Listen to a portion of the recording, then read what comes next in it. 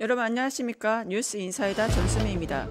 뉴스토마토 기자들이 전하는 뉴스의 중심 뉴스 인사이다 지금 시작합니다.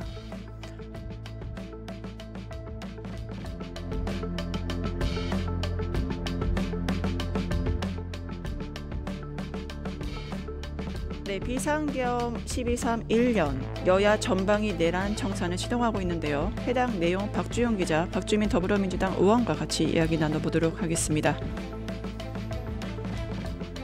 한미 관세, 핵 잠수함, E&D 이니셔티브, 의장 트리플 크라운까지 반년 만에 정상 외교에 복원하는 대한민국. 차초루 기자, 홍기원 더불어민주당 의원과 이야기합니다.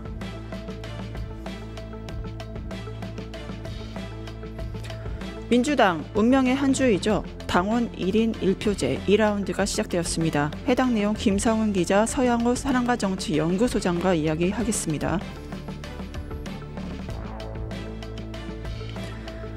지난 11월 28일 법원은 방송통신위원회가 승인한 유진그룹의 YTN 인수, 절차적 하자가 있다며 이를 취소하는 판결을 내렸는데요. 법원의 유진그룹 YTN 인수에 제동이 걸렸다. 이거에 대해서 이지은 기자, 김현 더불어민주당 의원과 이야기합니다.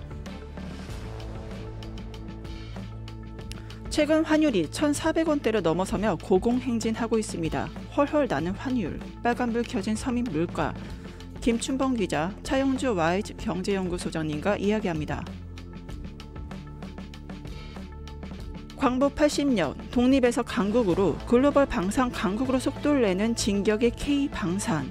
해당 내용 윤영애 기자, 문근식 특임교수와 함께 이야기하겠습니다.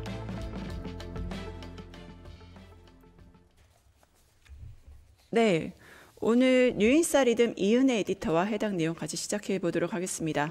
안녕하십니까? 네, 안녕하세요. 이은혜입니다. 오늘의 첫 번째 주제에 가볼 텐데요. 비상계엄 1년 전방위 내란 청산 시동이죠. 네, 12월 3일은 윤석열이 비상계엄을 일으킨 지 1년이 되는 날입니다. 민주당은 특검 출범에 이어서 내란 전담 재판부도 추진하고 있는데요. 관련 영상부터 보고 오겠습니다. 전직 대통령 윤석열 씨가 지난해 12월 3일 불법 비상계엄을 선포한 지 1년가량이 지났습니다. 앞서 윤 씨는 용산 대통령실에서 긴급 대국민 특별 담화를 통해 종북 세력 척결, 자유헌정질서 수호를 이유로 비상계엄을 선포했습니다. 하지만 시민의 저항과 국회의 발빠른 대응으로 6시간 만에 계엄 해제를 이끌어냈습니다. 윤 씨에 대한 탄핵과 파면, 조기 대선을 거치며 이재명 정부와 집권 여당인 민주당은 내란 청산을 기치로 숨가쁜 한 해를 보냈습니다. 특히 정부 여당은 출범 직후 내란에 대한 진상규명 등 3대 특검 수사와 함께 검찰, 사법부를 향한 대대적인 개혁에 나섰습니다. 최근엔 계엄에 가담한 공직자들을 조사하는 헌법 존중 정부 혁신 TF까지 가동했습니다. 사실상 전방위적으로 내란 청산에 착수한 모양새입니다. 한편으로 정부는 외치 부분에서 국익 중심 실용 외교를 중심으로 미국과의 관세 협상 타결, 핵연료 추진 잠수함 건조 승인, 한반도 E&D 이니셔티브 제시 등을 통해 계엄으로 멈춰섰던 정상 외교를 복원하는 데 일정 부분 성과를 거뒀습니다. 계엄의 상징이 된 용산 대통령실을 떠나 청와대로 대통령 집무실과 거처를 이전하는 문제도 올해 안에 대략적으로 완료될 전망입니다. 뉴스토마토 박주용입니다. 네, 현장에 박주민 더불어민주당 의원, 박주영 기자 나와 있습니다. 안녕하십니까? 네, 안녕하세요. 우리 기자님은 성함이 박주용이시네요. 네, 같은 박씨로 반가우시죠.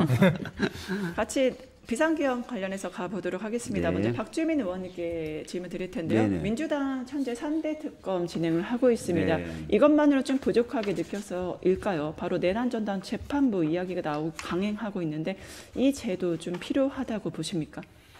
그러니까 사실은 이제 법원의 독립, 재판의 독립이라는 게 매우 중요한데요. 이 재판의 독립이라는 것은 외부로부터의 독립도 중요하지만 내부로부터의 독립도 매우 중요합니다.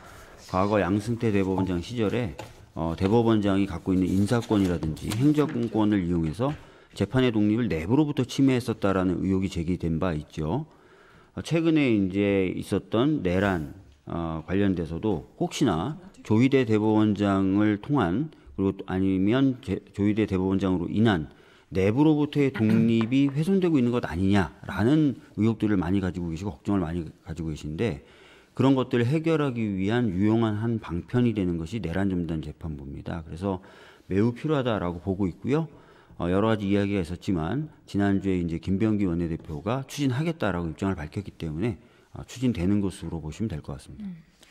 네, 내란전담 재판부에 대해서 얘기를 하려면 우리가 12.3 내란에 대해서 얘기하지 않을 수가 없는데요. 거의 1년이 다 돼갑니다. 시계열적으로 도대체 작년부터 오늘까지 어떤 일이 일어나는지 박주영 기자님 정의를 해주시죠. 네, 내란 벌써 비상계엄 사태가 일어난 지 1년 가량이 됐는데요.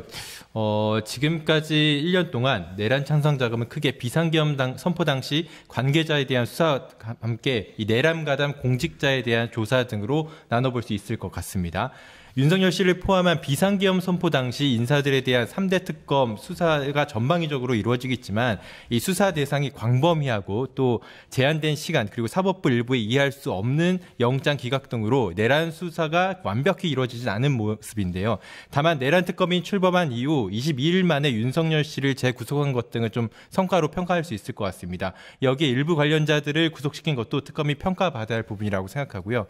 이와 함께 정부에선 최근에 김민석 국무총리를 중심으로 계엄에 가담한 공직자 조사를 위해 헌법 존중 정부혁신 TF를 가동했는데요.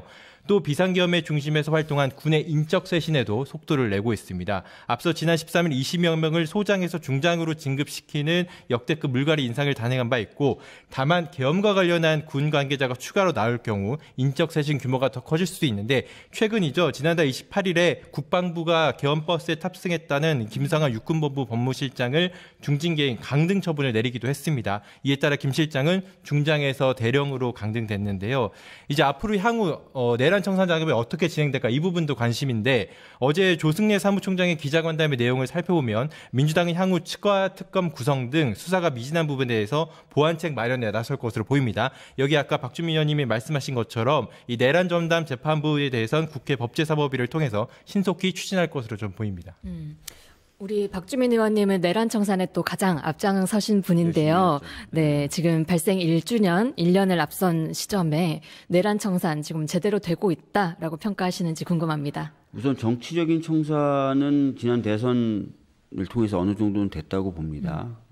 그런데 이제 사법적인 청산에 있어서는 이제 특검을 가동을 하고는 있지만 곳곳에서 이제 법원의 어떤 작용으로 인해서 원활하지 못한 것 아니냐 이런 느낌을 받고 있어요.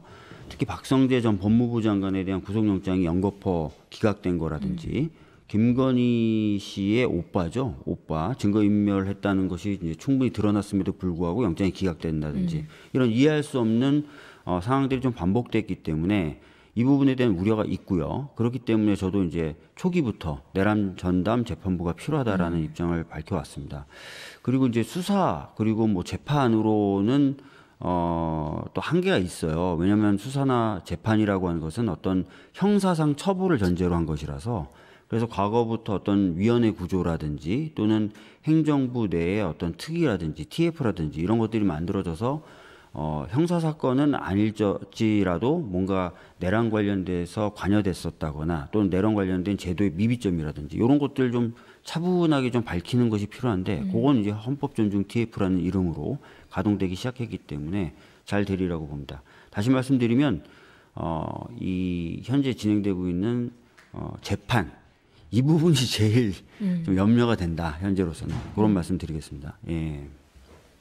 네, 특히 박주민 의원이 방금 헌법 존중 TF 관련해서 얘기를 하셨는데 정부가 지금 헌법 존중 TF 각 부처별로 만들어서 진행하고 있잖아요. 비상계엄의 불법 가담한 여부에 대해서 공무원 75만 명 조사를 하겠다는 건데 지금 어떻게 진행되고 있을까요? 네, 현재 정부는 이 48개 중앙행정기관 내 구성된 헌법 존중 TF를 통해서 내년 1월까지 조사를 끝내고 2월 인사조치로 최종 마무리할 계획을 세우고 있습니다.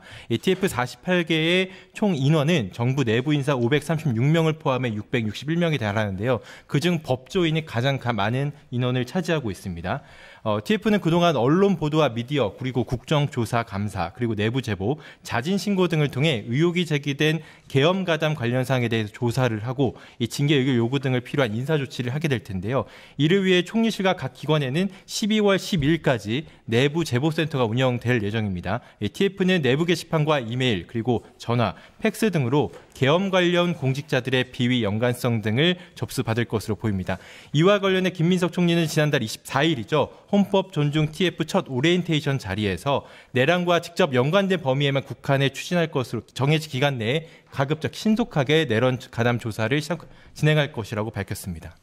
네, 의원님, 이 헌법 존중 TF 굉장히 기대하고 또 응원하는 목소리도 있지만 한편으로는 우려하는 목소리도 확실히 존재하는 것 같습니다. 어떻게 판단하세요? 아무래도 이제 우려하는 시선은 혹시 그 과정에서 인권 침해 좀 발생하는 것 아니겠느냐. 또 내란 관련돼서 여러 가지 조사를 한다는 명분으로 공직사회를 불필요하게 긴장하게 만들면서 길들이려고 하는 것 아니냐. 뭐 이런 두 가지 시선인 것 같습니다. 네. 근데 이제 첫 번째 문제의 경우에는 관련된 법이라든지 규정을 잘 지키면 인권 침해 소지는 없다. 이제 그런 것들은 신경 쓰겠다고 얘기했으니까 지켜보시면 될 것 같고요. 두 번째 부분은 그런 말씀을 좀 드리겠습니다. 공직사회는 사실 끊임없이 외부로부터 평가받기도 하고 감시당하기도 하고 합니다. 그래야만 이 공직사회가 갖고 있는 권한을 국민을 위해서 제대로 쓸 뿐만 아니라 남용하지 않게 되는 것이죠.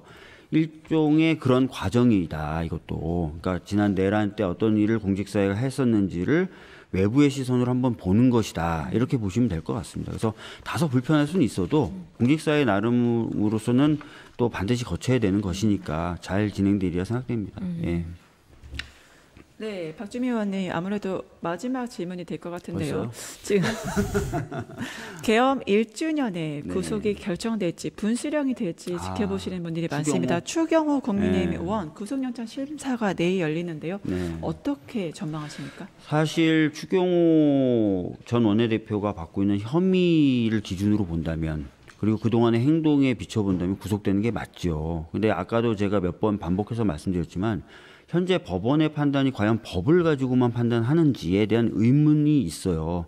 그러다 보니까 사실 법 쪽에서도 그렇고 정치권에서도 구속되는 게 맞는 것 같은데 과연 구속될까? 이런 걱정이 있는 거죠. 그러나 시기적으로도 지금 내란 1년이 다 돼가는 상황이고 국민들이 다시 한번 이 내란 청산에 대해서 강하게 목소리를 내고 계시기 때문에 그런 부분까지 고려한다면 구속될 가능성이 적어도 박성재 전 법무부 장관이라든지 이런 케이스보다는 높아 보인다. 이런 말씀을 드리겠습니다. 네, 지금까지 내란당 심판 관련해서 저희 12상 계엄 전체 내용을 살펴봤습니다. 여기까지 박주영 기자님, 박주민 더불어민주당 의원님과 함께했고요. 출연해 주신 두 분 감사합니다. 네, 감사합니다. 감사합니다. 유튜브 구독하고 실시간 채팅과 댓글을 남기시면 매일매일 7,000TTCO를 드립니다. 참여 방법은 통통물 어플을 다운로드하고 회원가입과 로그인을 해주세요. 마이페이지에서 나의 회원 고유 번호를 복사해주세요. 유튜브 구독 후 실시간 채팅이나 댓글창에 고유 번호를 한 번만 입력하면 준비 끝! 지금 유튜브 채팅과 댓글 쓰기 참여하고 7,000TTCO 받아가세요.